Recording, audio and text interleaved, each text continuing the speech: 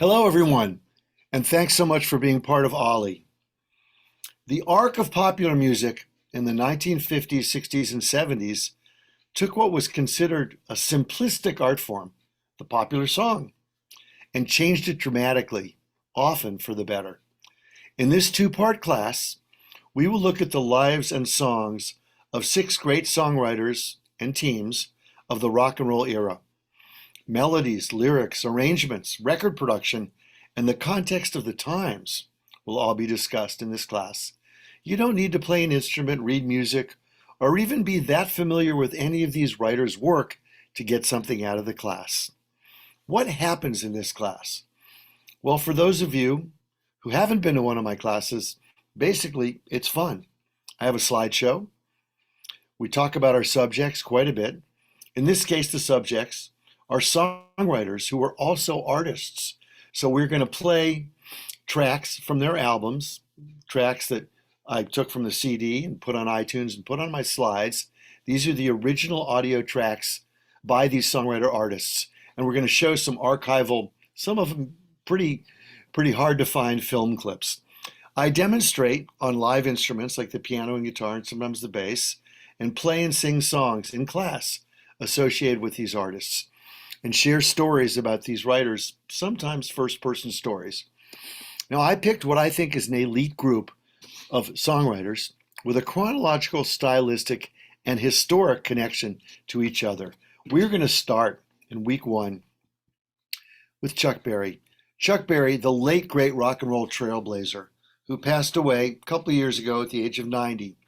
Now, Chuck was rock and roll's first real triple threat, a singer, a songwriter, and arguably the first rock and roll guitar hero as well. Now, somebody no less than John Lennon once famously said, if you gave rock and roll another name, you might call it Chuck Berry. Chuck's songs were concise and mythic at the same time, celebrating our unique culture and freedoms while flat out rocking out. Week two, we go to Buddy Holly.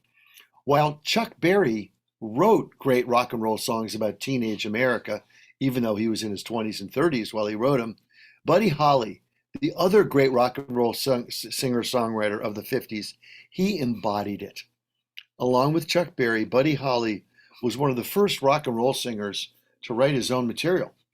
And he exerted in his short career, very short, a huge influence on the Beatles and Rolling Stones, among countless others.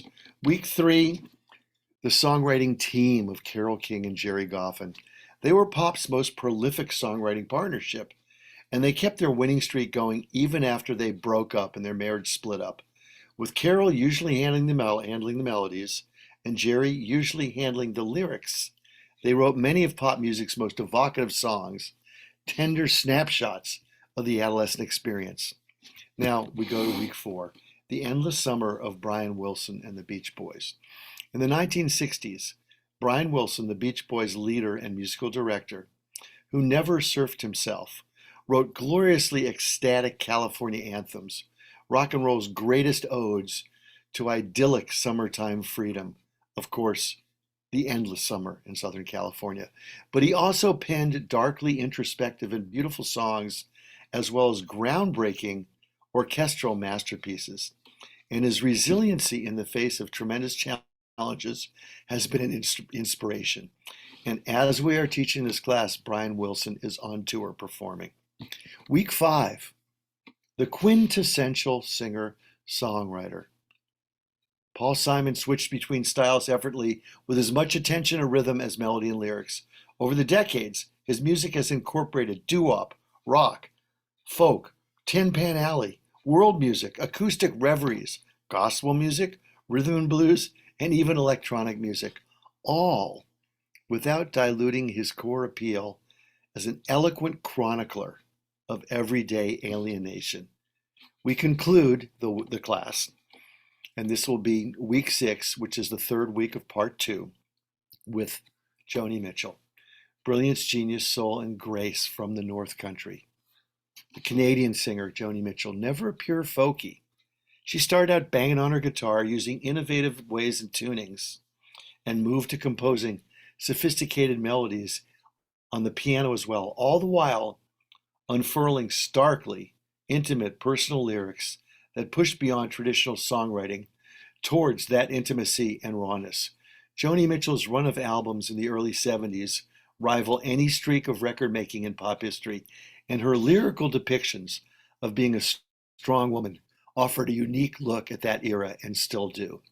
I now teach 14 courses on American music for Ollie, and they all have a couple things in common: the power of the popular song, and that I've debuted all of them at the Freight and Salvage.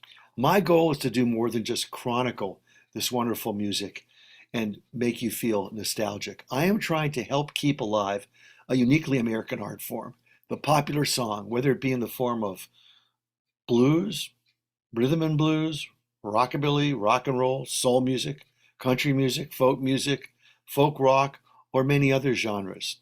This stuff must be preserved for present and future generations. And one way we can do it is with these classes. Without Ollie's platform and your continued support, we couldn't do this. Let's just say that if I have any say in it, rock and roll will never become an endangered species. It's way too important and way too much fun. So I hope to see everybody for both part one and part two beginning Tuesday afternoon, April 11th. Thank you very much.